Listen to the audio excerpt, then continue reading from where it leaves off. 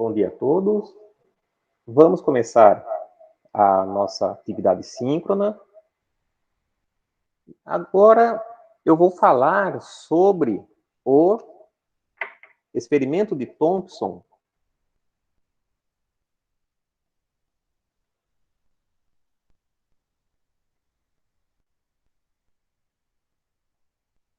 para determinar a razão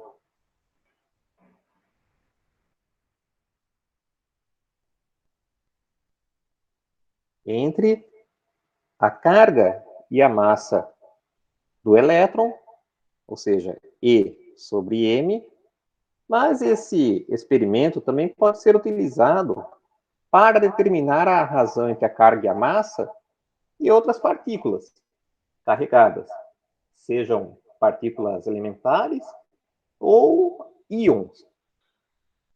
Ele foi feito por Joseph John Thomson por volta de 1897 e, por causa deste experimento, ele ganhou o Prêmio Nobel de Física em 1906.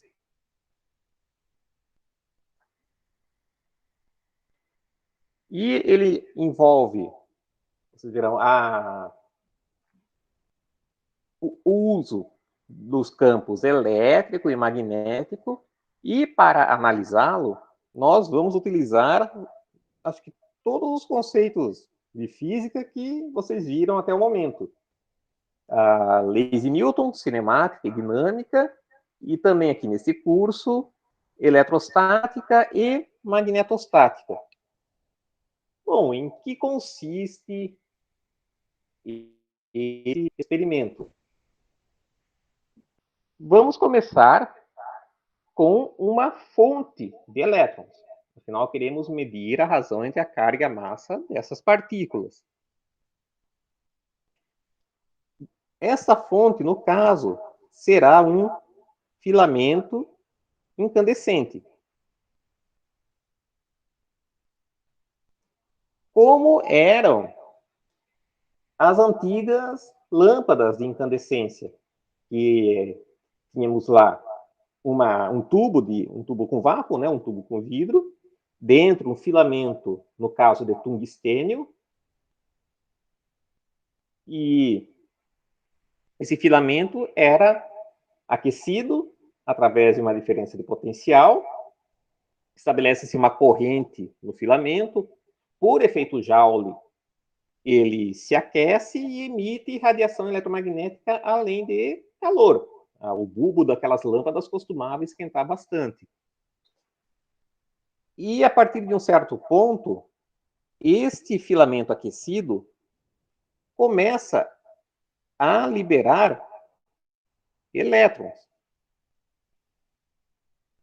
É o chamado efeito termoiônico ou também efeito Edison, porque ele foi caracterizado exatamente pelo Thomas Alva Edison, o inventor da lâmpada incandescente. Então, nós temos aqui o nosso filamento.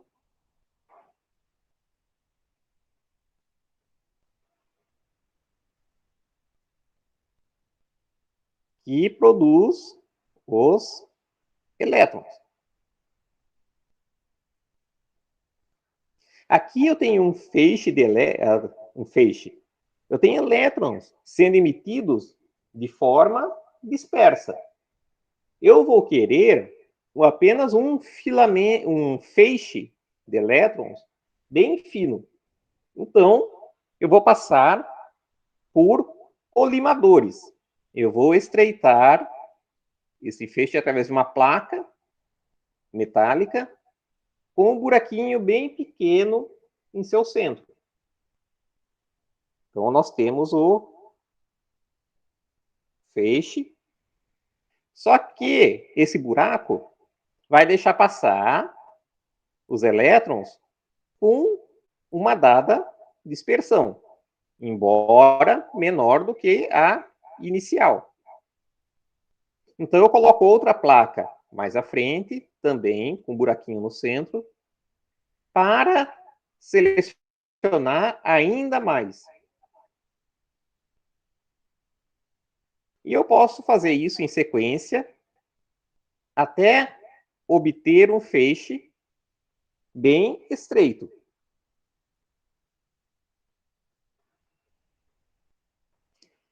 Então, esses são os nossos colimadores. E, além de estreitar o feixe, eu submeto essas placas a uma diferença de potencial, uma DDP. Desta forma, eu estabeleço um campo elétrico. Eu posso estabelecê-lo de tal forma que os elétrons sejam acelerados por este campo. Então, eu aumento a velocidade, eles saem bem energéticos daqui, com uma dada velocidade que eu vou chamar de U0. Então, essa é a nossa situação inicial. Tudo isso aqui está no vácuo, dentro de um sistema, um recipiente de vidro, onde foi feito o vácuo. Havia já tecnologia para isso na época. E se nada acontecer daqui em diante, os elétrons vão continuar, não tem nenhuma força mais atuando aqui, em um movimento retilíneo uniforme. E eu posso, então, colocar aqui na frente um anteparo fosforescente.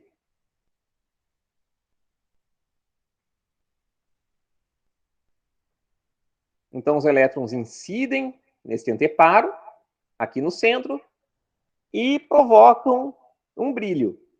Este é o princípio de funcionamento das hoje antigas televisões de tubo. Eu tenho até uma aqui no meu quarto, em que você tinha exatamente isso.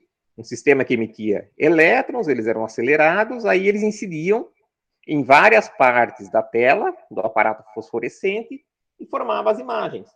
Ou, não sei se vocês possuem isso na UTF, os antigos osciloscópios analógicos de tubo. O princípio é exatamente este. Se nada acontece, eu noto um ponto aqui no centro, que será a minha referência.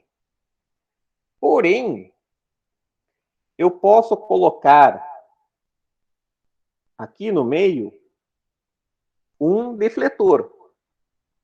São duas placas, como se fosse um capacitor, duas placas metálicas, plano paralelas. Eu ligo essas placas a uma diferença de potencial, que eu chamarei de V, de tal forma que esta placa de cima fique carregada positivamente e esta negativamente,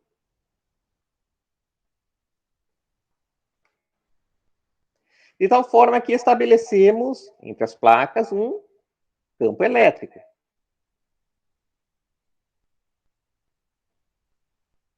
Se eu tenho um campo elétrico, supondo que a distância, que eu chamarei de D, de separação entre essas placas, seja menor, bem menor, do que suas dimensões características, o comprimento e a profundidade, nós podemos considerar que esse campo aqui é homogêneo. As linhas de campo são perfeitamente perpendiculares às placas. Então, o elétron entrando nessa região, ele sentirá uma força constante atuando para cima, o campo elétrico se dirige contrário ao campo, ou você pode pensar o elétron se dirige na direção contrária ao campo, ou você pode pensar que ele está sendo atraído por essa placa positiva e repelido por essa carga negativa. Então, ele vai se desviar de sua trajetória para cima e chegará ao fim desta região, tendo se desviado na direção vertical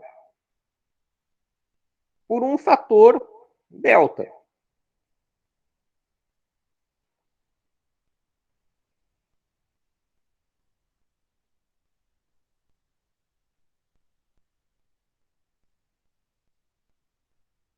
E nós temos aqui um comprimento L.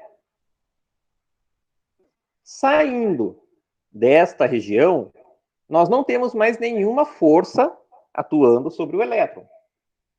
Então, ele vai continuar em uma trajetória retilínea.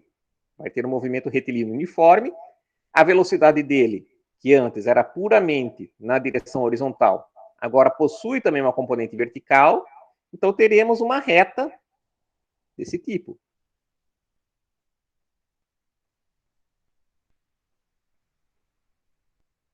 E ele, então, incide em uma dada distância do nosso ponto de referência quando eu não tenho campo elétrico nenhum na trajetória do elétron. Vamos, então, fixar um sistema de referência. Vou colocar bem aqui na direção do nosso feixe. Então, este eixo saindo da folha é o nosso eixo Z. Essa direção vertical é a direção Y. E temos aqui a direção horizontal, onde o feixe está inicialmente contido, que é a direção X. Então, eu vou chamar essa deflexão do feixe de direção, a deflexão de Y maiúsculo. Estes são, então, os nossos defletores. E entre os defletores e o aparato fosforescente, eu tenho uma distância, que eu vou chamar de L minúsculo.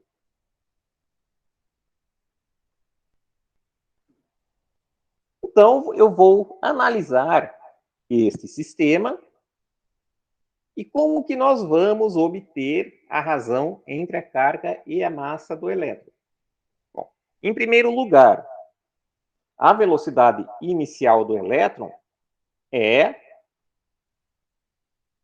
o zero, que é uma intensidade puramente na direção X. Vamos analisar o movimento em cada região.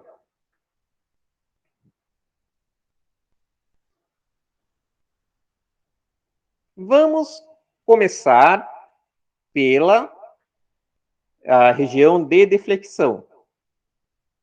Então, entre os defletores.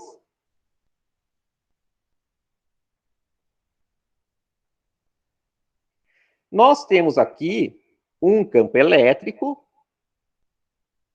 que se encontra na direção Y.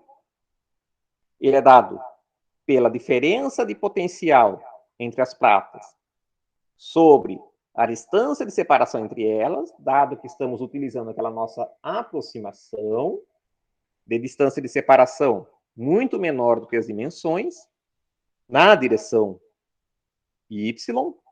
Porém, eu vou supor V e D escalares positivos. Então, para representar que está contra a direção que instituímos para Y, contra o sentido, eu vou colocar aqui um sinal negativo.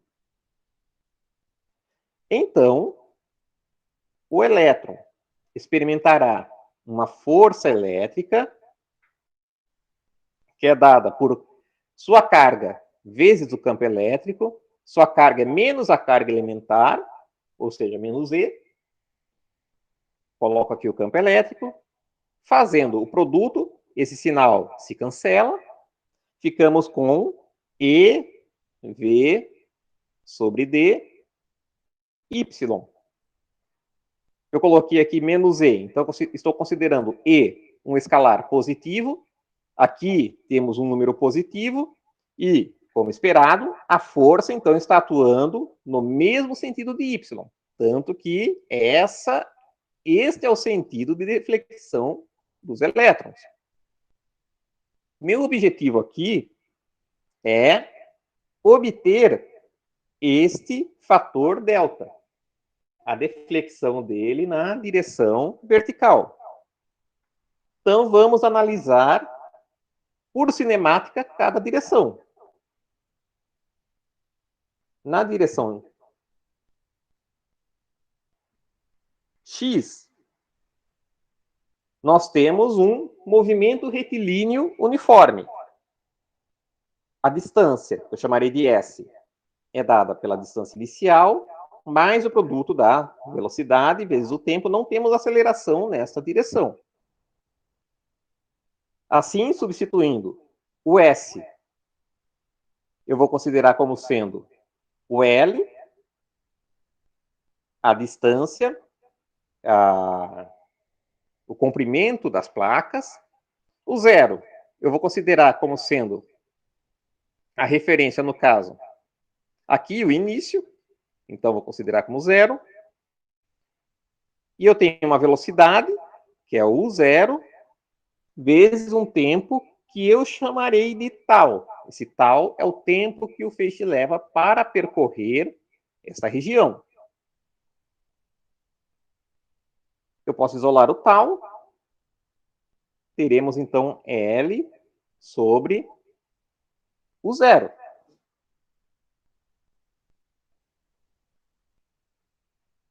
E na direção Y. Notem que eu nem estou considerando aqui a direção Z. Eu não tenho nenhum efeito, nenhuma força, nenhum campo ao longo dessa direção. Então, na direção Y, agora nós teremos uma força atuando sobre esse elétron, teremos uma aceleração. Lembre-se que da segunda lei de Newton, a resultante das forças sobre uma partícula, sobre um corpo, é igual à sua derivada temporal do momentum linear. Estamos lidando aqui com massa constante, a massa do elétron não se altera. Então, a força atuante sobre ele, resultante, será igual a simplesmente massa vezes aceleração. Aceleração é força, então, sobre massa. Substituindo a força, nós teremos aqui EV sobre MD. Note que já apareceu aquilo que nós queremos determinar. A razão E por M.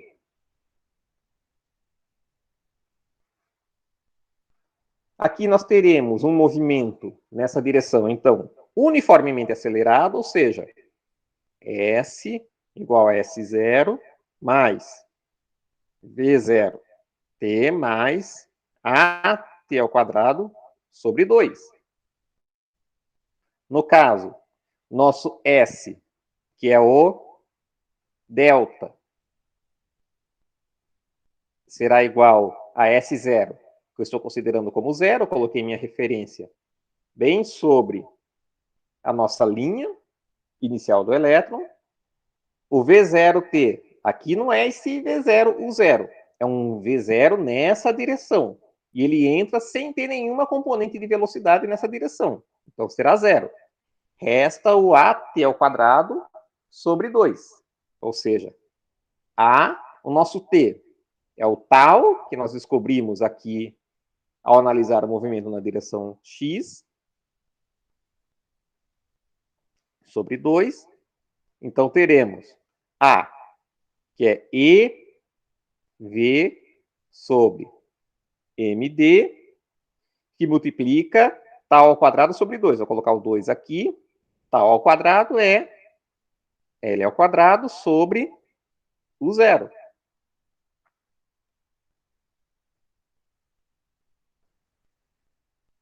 Portanto, nós ficamos com delta igual a V, diferença de potencial entre as placas, L, este comprimento ao quadrado, sobre 2D U0 ao quadrado, que multiplica E sobre M.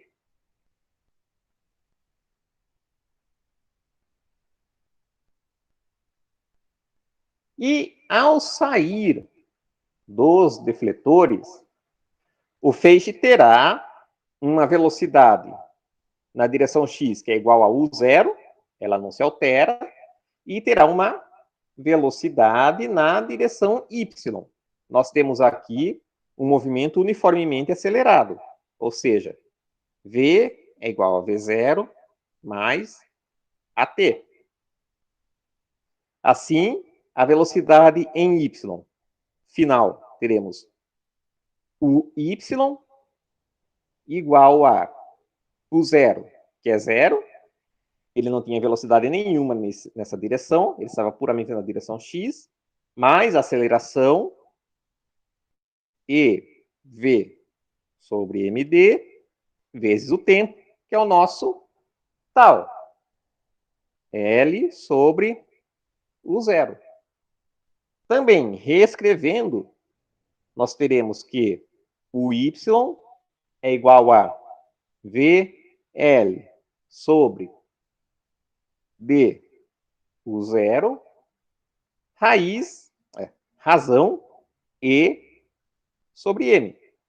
Vejam que nós temos o fator que nós queremos determinar já aparecendo nestes cálculos.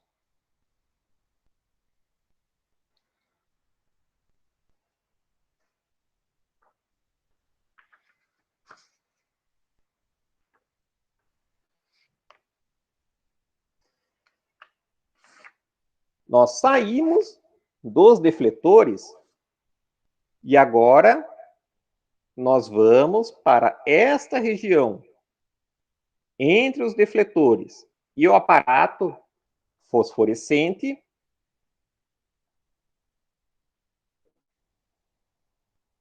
ou seja, região pós-defletores.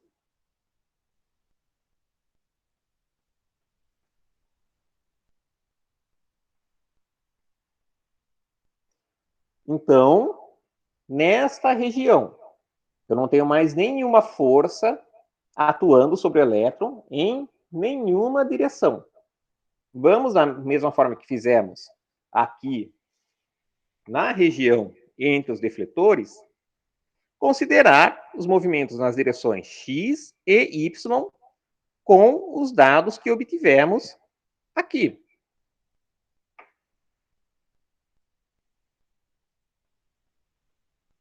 Na direção x,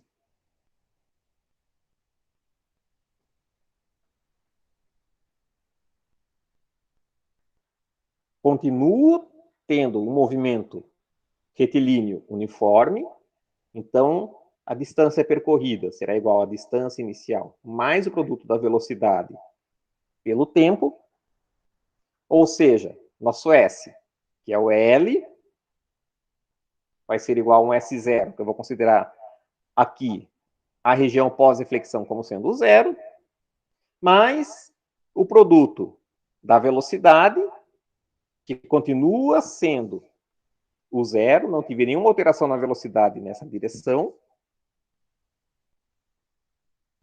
vezes o tempo que o elétron levará para percorrer essa distância, que eu vou chamar de tal linha.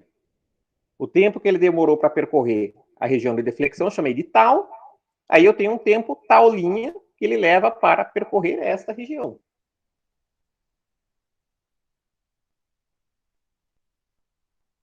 Logo, isolando tal linha, teremos L sobre o zero. Mesma coisa que fizemos na região de deflexão, que tivemos tal igual a L maiúsculo sobre U zero. Distância sobre velocidade.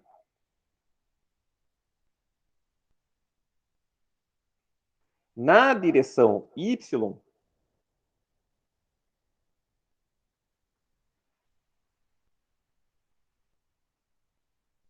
nós teremos também um movimento retilíneo uniforme agora.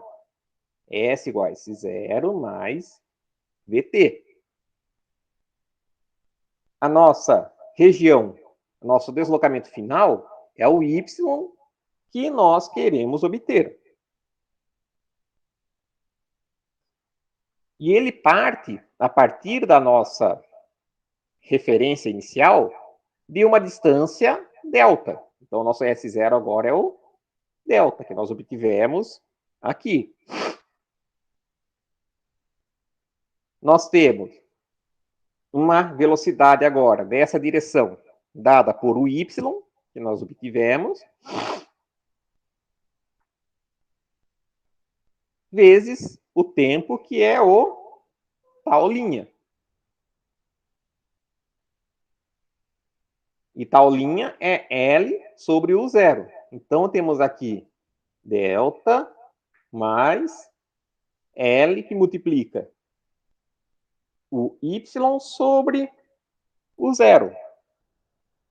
Se nós substituirmos aqui o delta e o y, que nós calculamos aqui nesse canto, nós vamos ficar com y igual a, substituindo o delta, VL ao quadrado, sobre 2D o zero ao quadrado, que multiplica a razão E sobre M, mais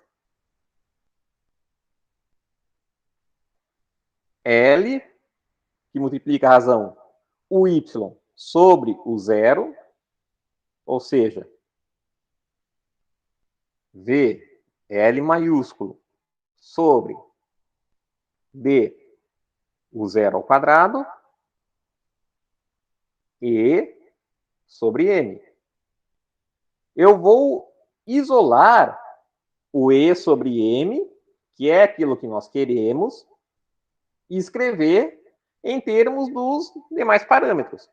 Ficaremos ao final com E sobre M igual a Y de U zero ao quadrado sobre VL, que multiplica L sobre 2 mais L minúsculo. Vejam que eu obtive a nossa expressão para a razão carga-massa do elétron em termos de fatores. Acho que eu não vou conseguir mostrar junto com o sistema. Então, vou explicar cada passo. Olha só. Y, nós medimos facilmente com uma régua aqui, a distância no aparato fosforescente. Essa distância D entre as placas, eu construo meu sistema como eu quero, eu controlo essa distância. A diferença de potencial entre elas também. Eu sei como é que é essa diferença. Eu construo meu sistema com base nesse parâmetro. Eu tenho o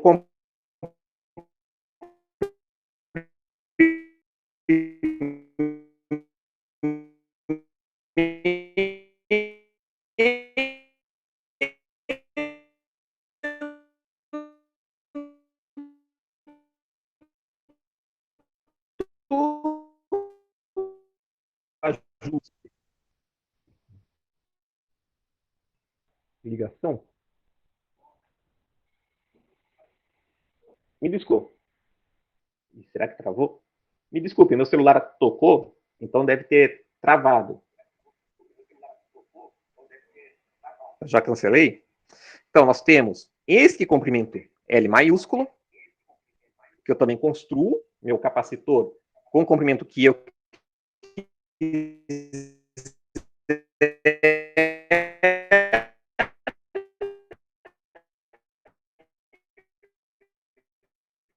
e a distância que também.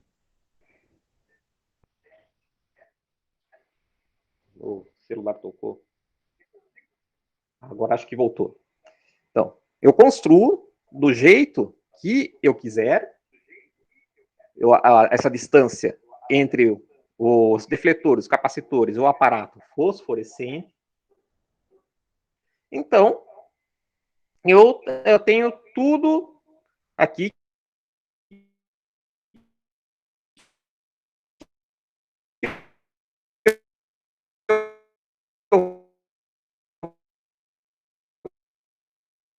o zero,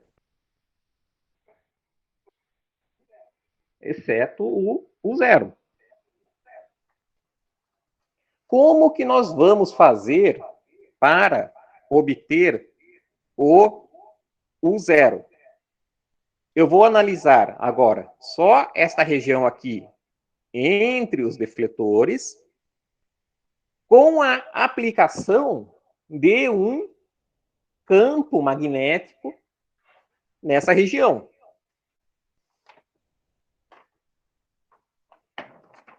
Então, vamos reproduzir esta figura.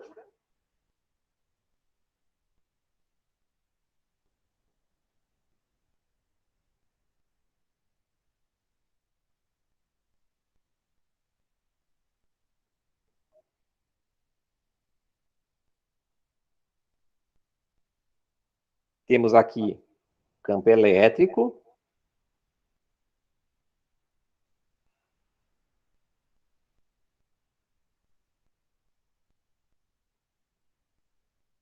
Dado pelas cargas nas placas.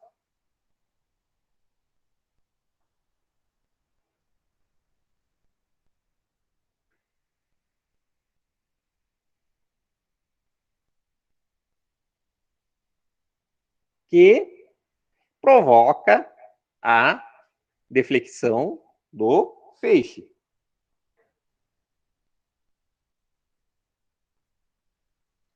Vamos colocar nosso sistema de referência sobre esta direção, sobre esta linha, assim como nós fizemos anteriormente.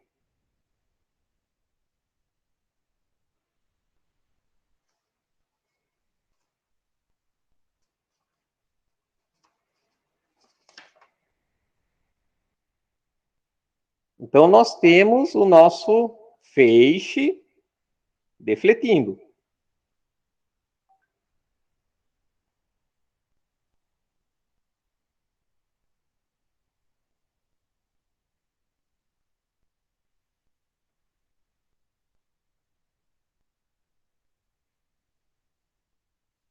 Nossa deflexão aqui, nós já calculamos que é o delta. Agora eu vou aplicar um campo magnético para cancelar esta deflexão. Aplicar uma força sobre esse feixe na direção contrária à força elétrica. Eu faço isso com um campo na direção Z,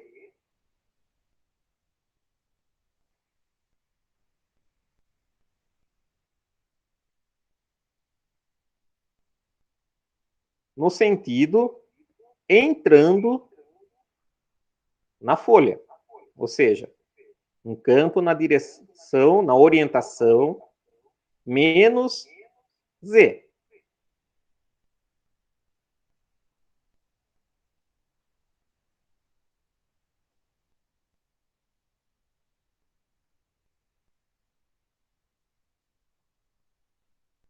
Então, esse é o nosso B, a densidade de fluxo magnético, né? Porque campo magnético, na verdade, é o H. Aqui nós vamos lidar com o B devido à expressão para a força de Lorentz. Então, nós temos nosso elétron, um campo elétrico para baixo, assim. Como ele tem uma carga negativa, ele está experimentando uma força elétrica para cima, que causa a deflexão. ele possui uma velocidade U0 na direção x. E eu vou aplicar um campo magnético entrando no plano da folha, de tal forma que agora eu tenho uma força magnética para baixo. Ou seja, a força de Lorentz, a força total, será a carga do elétron, ou seja, menos a carga elementar, multiplicando campo elétrico, mais o produto vetorial de U0, vetor B. Eu quero que este U0 fique inalterado. Ele fique com a velocidade U0 constante em módulo, direção e sentido ao longo de toda esta região do campo magnético. Nós temos que E, nós já vimos que é 1 menos E, um fator, uma intensidade negativa ao longo da direção Y, podemos representar aqui. Nós temos que o B está ao longo da direção Z, ou seja, um B positivo multiplicando Z. Na verdade, um B positivo multiplicando Z, ele está na direção oposta, no sentido oposto ao de Z, então temos um sinal negativo. E o nosso U0 é o U0x, que nós não queremos mais a deflexão. Logo, o produto vetorial de U0 com B nos fornecerá U0 x vetor BZ, ou seja, BZ. Colocarei o sinal negativo aqui. Esse produto vetorial, x vetor Z, nos fornece menos vetor Y. E vai se cancelar com esse sinal negativo aqui. Então, ficaremos com U0, B, Y. Assim, a força magnética, que é a força de Lorentz, né, a força total, será dada por menos E, que multiplica campo elétrico, menos E, Y, mais U0, vetor B,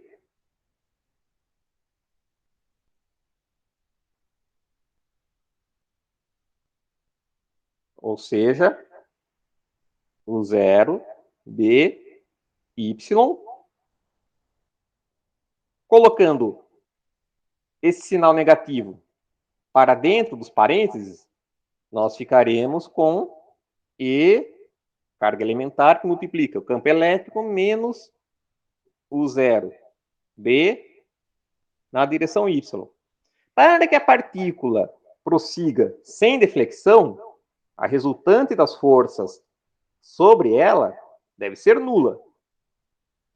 Ou seja, nós devemos ter esse termo entre parênteses, E menos U0, B, igual a zero. Logo, nosso campo magnético, ou melhor, campo magnético, eu sei quanto vale. Eu estou colocando esse campo magnético aqui. Queremos o U0. Então, a velocidade do elétron será dada por E sobre B, campo elétrico sobre a densidade de fluxo magnético. E nós sabemos que o E vale em módulo V sobre D. Ficamos, então, com V sobre D, B.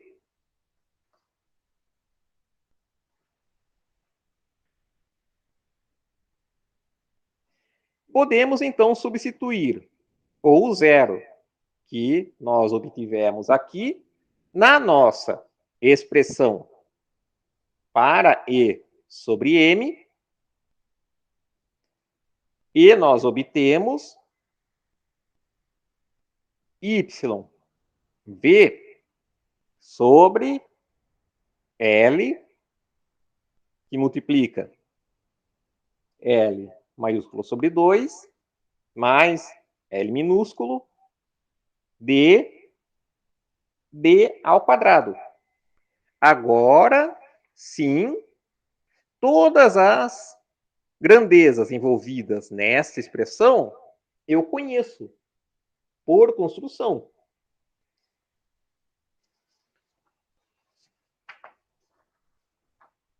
Logo, eu tenho como determinar a razão entre a carga e a massa. E, então, fico com esse termo conhecido se por algum outro método, de alguma forma, eu conseguir determinar uma dessas grandezas em separado, a carga ou a massa, eu obtenho a outra.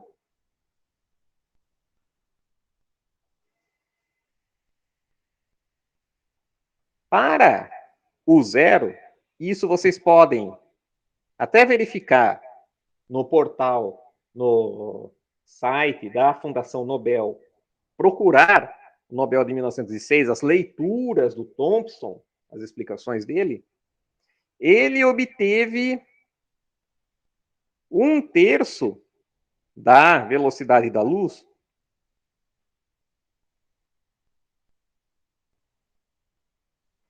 em tubos de alto vácuo. Ou seja, ele colocava tudo isso aqui em um tubo de vidro, fazia vácuo, o melhor vácuo que ele conseguisse fazer na época. Ele media, então, o zero, pela razão entre o campo elétrico e o campo magnético, e obtinha um valor da ordem de 10 à oitava metros por segundo. Nós temos aqui a velocidade da luz é 3 vezes 10 à oitava metros por segundo. Velocidade da luz no vácuo. Então, em valores atuais, nós temos que E sobre M é dado por 1,76 vezes 10 a 11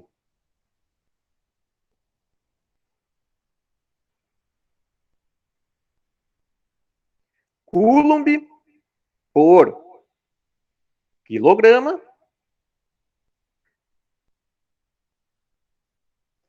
Vocês podem verificar isso aqui, fazer simplesmente a razão entre carga e a massa do elétron já são conhecidas hoje. E, bom, ficamos com a tarefa de determinar uma dessas grandezas para determinar, então, a outra. Por volta. Bom, o próprio Thompson já tentava fazer determinações da carga do elétron utilizando também um sistema envolvendo assim, deflexão de feixes.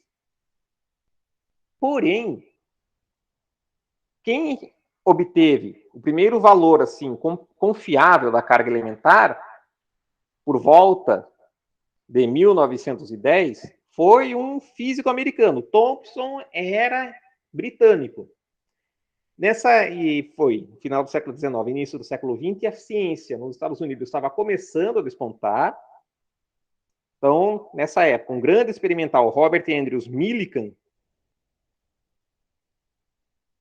obteve o valor para a carga elementar, a carga do elétron, através de um experimento envolvendo análise de cargas de gotículas de óleo microscópicas dentro de um capacitor como esse aqui, carregado. Ele analisava o movimento das gotículas na presença de um campo elétrico.